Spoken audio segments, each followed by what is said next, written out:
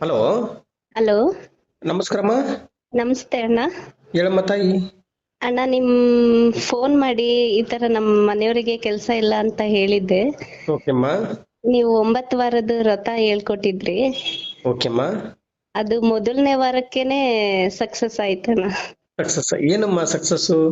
ಅಂದ್ರೆ ಅವರಿಗೆ ಯಾವ ಕಂಪ್ನಿ ಕಡೆಯಿಂದ ಬೇಡ ಅಂತ ಹೇಳಿದ್ರು, ಹ್ಮ್. ಅದೇ ಕಂಪ್ನಿ ಕಡೆಯಿಂದ ಫೋನ್ ಮಾಡಿ ಬನ್ನಿ ಅಂತ ಹೇಳಿದಾರೆ ಅಣ್ಣ. ನೋಡ್ತೀಯಮ್ಮ, ಅದು ರಾಯರಿಗೆ ಎಷ್ಟು ನೋಡಮ್ಮ, ನಿಮ್ಮ ಧ್ವನಿ ರಾಯರಿಗೆ ಎಷ್ಟು ಸಲ್ಲಿದೆ ಅಂತ ಹೇಳಿದ್ರೆ, ನೀವು ಆ ಪೂಜೆದು 9 ವಾರದ್ದು ನಾನು ನಿಮ್ಗೆ ವ್ರತ ಹೇಳ್ಕೊಟ್ಟೆ ಅಲ್ವಮ್ಮ.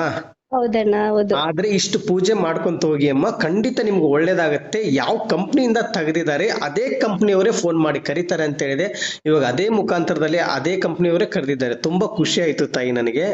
ಹೌದಣ್ಣ, ನಿಮ್ಮಿಂದ ನಮಗ್ ಖುಷಿ ಆಗಿದೆ ಅಣ್ಣ. ನೀವು ರಾಯರ ಭಕ್ತರು. ಓಕೆಮ್ಮ. ನಿಮ್ಮಿಂದ ಒಂದ್ ಸಹಲೆ ಸಾರಿ ಹೇಳಮ್ಮ. ನಿಮ್ಮಿಂದ ಒಂದು ಉಪಕಾರ ಆಗಿದೆ ಅಣ್ಣ. ಇರ್ಲಿ ತಾಯಿ, ತುಂಬಾ ಖುಷಿ ಆಯ್ತು ನನಗೆ. ನಿಮ್ ಯಜಮಾನ್ರು ಹುಷಾರ ಚೆನ್ನಾಗಿದಾರಮ್ಮ? ಖುಷಿಯಾಗಿದಾರ ಇವಾಗ? ಖುಷಿಯಾಗಿದ್ದಾರೆ ಅಣ್ಣ. ಆಯ್ತಮ್ಮ ತಾಯಿ, ಖಂಡಿತ ತುಂಬಾ ಖುಷಿ ಆಯ್ತು ನನಗೆ.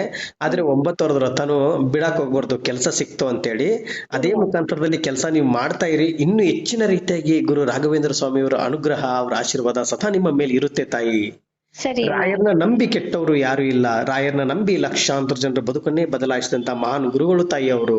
ಹೌದಣ್ಣ. ನೋಡಿ, ಯಾವ ಕಂಪ್ನಿಯಿಂದ ಕೆಲಸದಿಂದ ತೆಗೆದಿದ್ರು ಅದೇ ಕಂಪ್ನಿಯಲ್ಲೇ ರಿಟರ್ನ್ ಕೆಲಸ ಕೊಟ್ಟಿದ್ದಾರೆ ಅಂದ್ರೆ ಅದು ರಾಯರ ಎಷ್ಟು ಪವಾಡ ನೋಡಮ್ಮ. ನೀನು ತುಂಬಾ ನೊಂದ್ಕೊಂಡು ಅವತ್ತು ಅಳ್ತಾ ಇದ್ದಿ. ನಿನ್ನ ಕಣ್ಣೀರು ಎಷ್ಟು ಕೇಳ್ತಾ ಇದೆ. ಅದಕ್ಕೆ ಅಳಕ್ ಹೋಗ್ಬಿಡ ತಾಯಿ.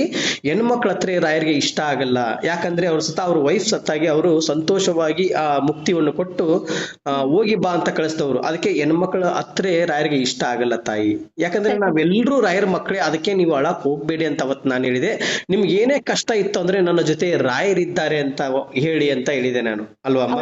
ಹೌದಣ್ಣ, ಹೌದು. ಅದಕ್ಕೆ ಅದೇ ಮುಖಾಂತರದಲ್ಲಿ ನೀವು ಅಷ್ಟು ಅಳ್ತಾ ಇದ್ರಿ ಅವತ್ತಿನ ದಿನದಲ್ಲಿ. ಕೆಲಸ ಇಲ್ಲ, ಏನೂ ಇಲ್ಲ, ನಮ್ಮ ಯಜಮಾನ್ರೆ ನೋಡ್ಕೊಳೋದು ಅಂತ ಹೇಳಿದ್ರಿ. ಆದ್ರೆ ನೊಂದ್ಕೊಂಡು ಆ ಕಣ್ಣೀರು ರಾಯರಿಗೆ ಸಲ್ಲಿದೆ ತಾಯಿ. ರಾಯರು ಅದನ್ನ ಅರ್ಥ ಮಾಡ್ಕೊಂಡು, ಯಾಕಂದ್ರೆ ರಾಯರ್ನ ನಂಬಿ ಕೆಟ್ಟವ್ರು ಯಾರು ಇಲ್ಲ. ಅವತ್ತು ನಿಮ್ಗೆ ಆಶೀರ್ವಾದ ಮಾಡಿ ನೆಕ್ಸ್ಟ್ ಒನ್ ಡೇ ಅಲ್ವಾ, ಒನ್ ವೀಕ್ ಅಲ್ಲೇ ನಿಮ್ಗೆ ಕೆಲಸ ಸಿಕ್ತು. ಅದೇ ತರದಲ್ಲಿ ಮಾಡಿ ತಾಯಿ. ತುಂಬಾ ಖುಷಿ ಆಯ್ತು ನನಗೆ ಕೇಳೋದಕ್ಕೆ. ಈ ಕೆಲಸ ಸಿಕ್ತು ಅಂತ ರಿಟರ್ನ್ ಫೋನ್ ಮಾಡ್ತಿರಲ್ವಾ, ಅದನ್ನ ಎಷ್ಟು ಆನಂದ ಆಗುತ್ತೆ ಅಂದ್ರೆ ತಾಯಿ. ಅದಕ್ಕೆ ರಾಯರ್ ಇದ್ದಾರೆ ತಾಯಿ.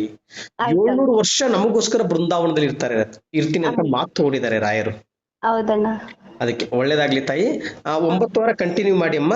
9 ವಾರ ವ್ರತ ಮುಗಿದ್ಮೇಲೂ ರಾಯರಿಗೆ ಪೂಜೆ ಮಾಡ್ತಾನೆ ಇರಿ ನೀವು. ಇನ್ನು ಹೆಚ್ಚಿನ ರೀತಿಯಾಗಿ ನಿಮ್ಗೆ ಅನುಗ್ರಹ ಮಾಡ್ತಾರೆ.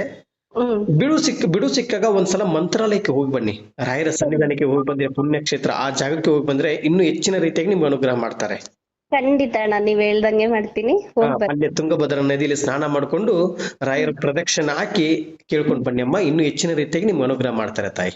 ಸರಿ ಅಣ್ಣ, ಆಯ್ತಣ್ಣ. ಆಯ್ತಮ್ಮ, ಒಳ್ಳೇದಾಗ್ಲಿ. ನಿಮ್ ಯಜಮಾನ್ರ ಕೇಳಿದ್ನಿ ಅಂತ ಹೇಳು. ಮತ್ತೆ ನಿಮ್ ಯಜಮಾನ್ರ ಕರ್ಕೊಂಡು ಒಂದ್ಸಲ ಮಠಕ್ಕೆ ಬನ್ನಿ ಅಮ್ಮ, ರಾಯರ ಸನ್ನಿಧಾನಕ್ಕೆ. ಇಲ್ಲಿ ಮಠಕ್ಕೆ ನಮ್ಮ ಬೆಂಗಳೂರಲ್ಲಿ ಇರ್ತಕ್ಕಂಥದ್ದು ಮೀಟ್ ಮಾಡೋಣ. ನಮ್ಮ ರಾಯರ ದರ್ಶನ ತಗೊಂಡು ಪ್ರದಕ್ಷಿಣೆ ಹಾಕಿ ಹೋಗಿ. ಇನ್ನೂ ಹೆಚ್ಚಿನ ರೀತಿಯಾಗಿ ನಿಮ್ಗೆ ಪ್ರಮೋಷನ್ ಆಗ್ಲಿ, ಎಲ್ಲ ಒಳ್ಳೇದಾಗುತ್ತೆ ನಿಮ್ ಯಜಮಾನ್ರಿಗೆ. ಓಕೆನಮ್ಮ? ನಿಮ್ ಆರೈಕೆ ಅಣ್ಣ.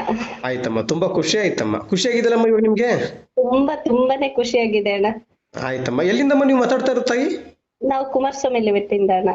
ಕುಮಾರಸ್ವಾಮಿ ಲೇಔಟಿಂದನಮ್ಮ? ಹೌದಣ್ಣ. ಆಯ್ತಮ್ಮ. ಏನಮ್ಮ ನಿಮ್ಮ ಹೆಸರು? ಲಕ್ಷ್ಮಿ ಅಂತ ಅಣ್ಣ. ಲಕ್ಷ್ಮಿ. ಓಕೆಮ್ಮ ತಾಯಿ. ಆಯ್ತಮ್ಮ, ಶುಭವಾಗ್ಲಿ ಅಮ್ಮ. ಮತ್ತೆ ಕರೆ ಮಾಡ್ತೀನಿ ತಾಯಿ. ಆಯ್ತಣ್ಣ.